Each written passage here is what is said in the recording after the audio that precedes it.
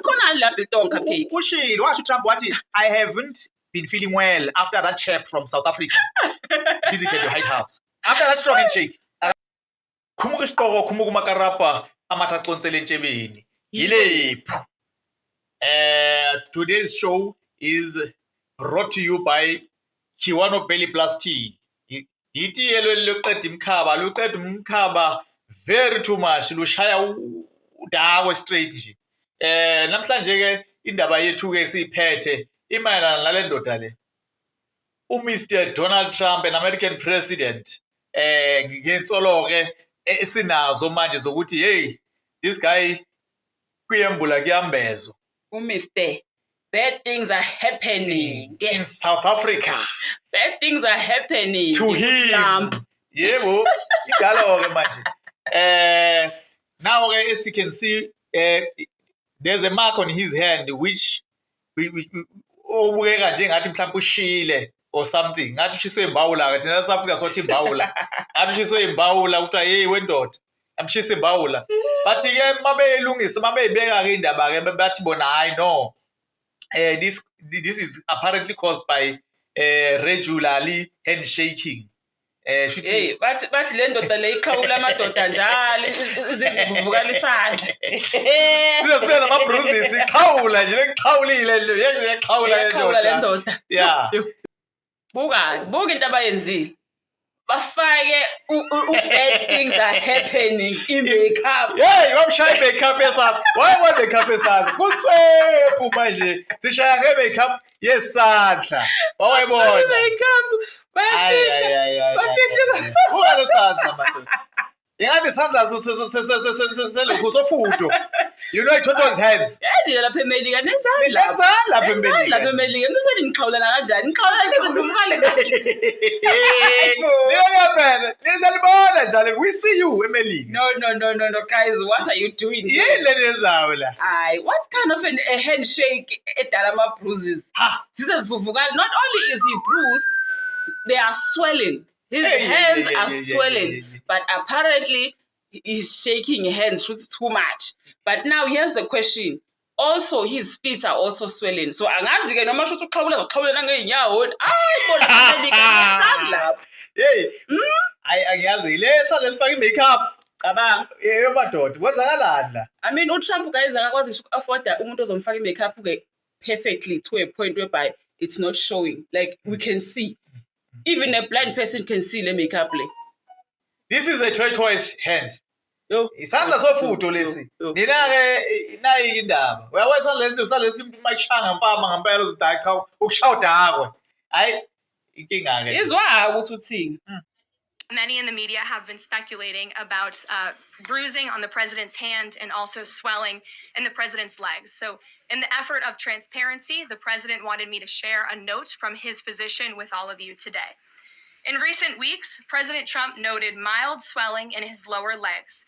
In keeping with routine medical care and out of an abundance of caution, this concern was thoroughly evaluated by the White House medical unit. The president underwent a comprehensive examination, including diagnostic vascular studies.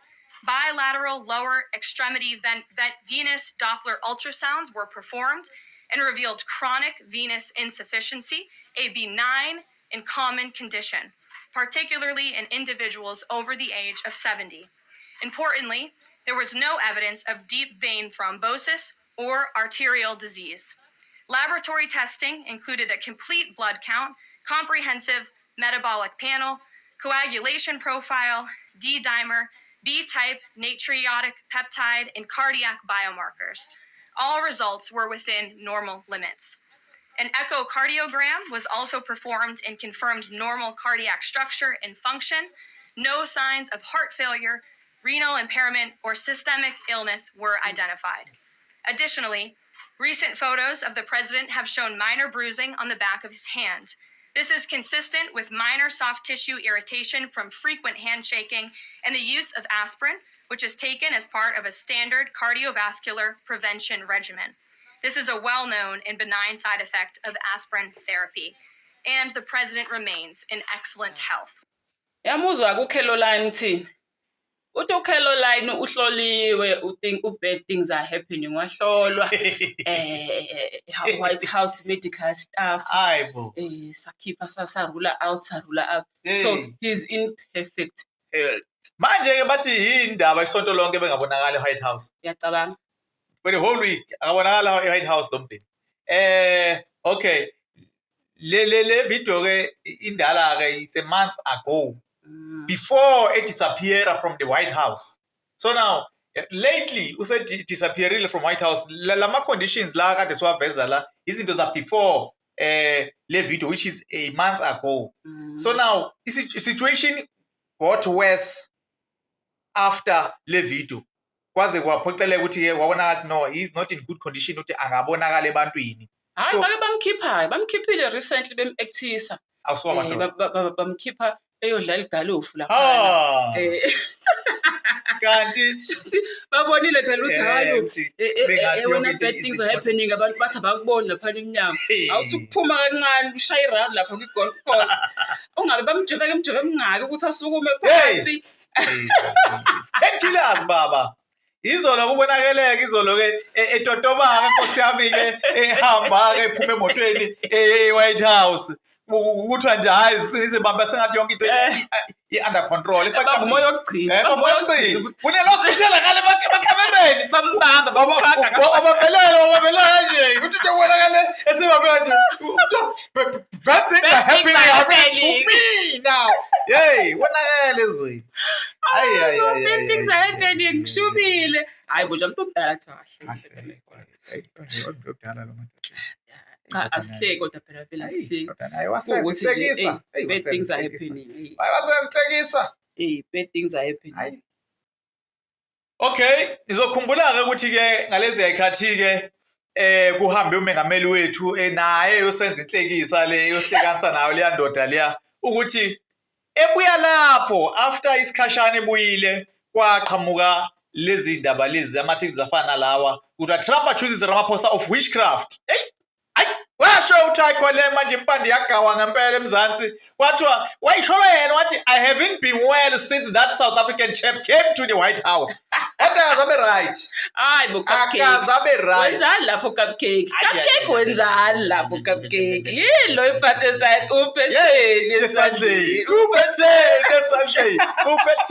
nesandleni. Ele futhi uthi if angiqale la the piece published online humorously suggests Trump developed chronic venous insufficiency after their May meeting at the White House, blaming a suspiciously strong handshake and a gift of biltong, a traditional South African dried meat. Uthiwa umbambe kanje ozala wena ozakutshengisa uTrump umbambe kanjena wambamba wathi wena uRamaphosa banguTrump uzokhala wathi hey umshayeli yenye handshake yevenda kunzima cupcake ayikahle kahle ungakadlali ithini background ka cupcake phela ibhenga leli cupcake ithinto yakho cupcake udla imuringa cabanga ngoba kuthiwa ena isho lo queen walaphana eEngland uElizabeth phela washawa into efanayo wamila same thing la ngemuva kwesandla manje kuthiwa uhandshake ucupcake kena ke waqhamuka ke wedla imuringa phela ungakhohlwa nempesu uyayidla ucupcake udla impesu buQueen Elizabeth sashaya ngento efanayo 2 days after lento Nkosi yami wahamba Uyanda uphuthu manje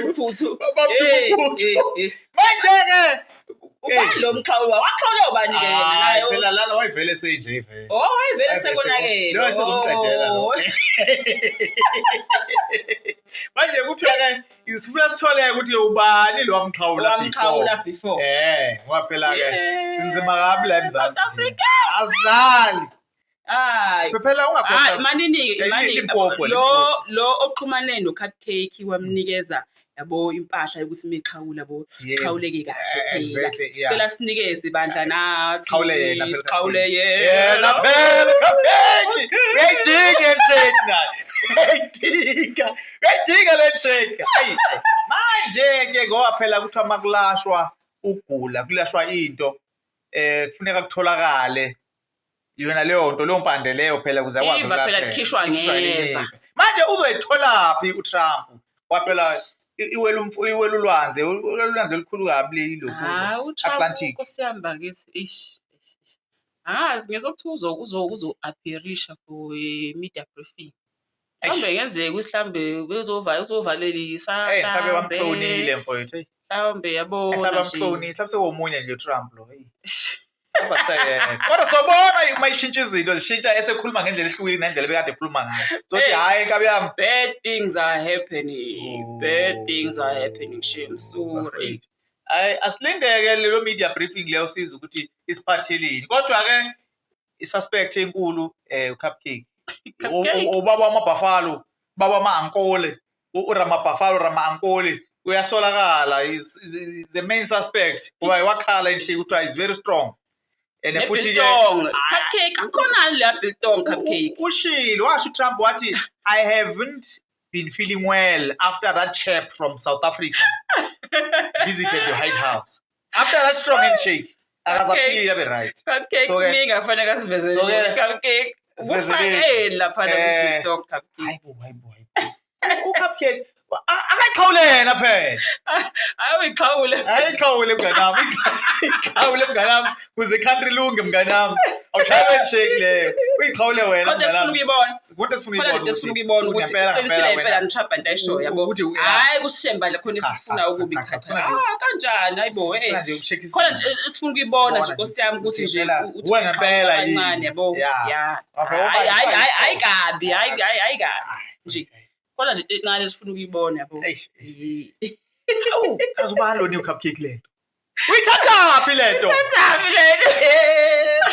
hayi baphela abantu hayi lalani ukusuka manje umsebenzi wethu ucubungula ukuthi obani abasebangasekho emhlabeni abaqhawula Cupcake yes homework siza ngohlelo ke manje obani nibazi abaqhawula Cupcake abangasekho indlela ayiloko ehleka ngayo eloko eyihlekela elokethi hehe babukisa ivideo uyahleka uthi let me see bangazi ukuthi I'm not going to defend anything wena manje wasumiso kwakhe pho wasumiso kwakhe pho wenzani manje abakendlela ayingenandaba ngayo lapha hayi akubonakala nje ukuthi hayi he's got everything sorted right nje ayona nginesho yiphi biltong akayidlanga biltong khuluma nje wena mina sengi-right ngawe hayi biltong akayidlanga kodwa biltong indaba ine-handshake yebo sandla somusa phela mhlawumbe ikhombo uyewazi hayi biltong akayidli ngeke azayidla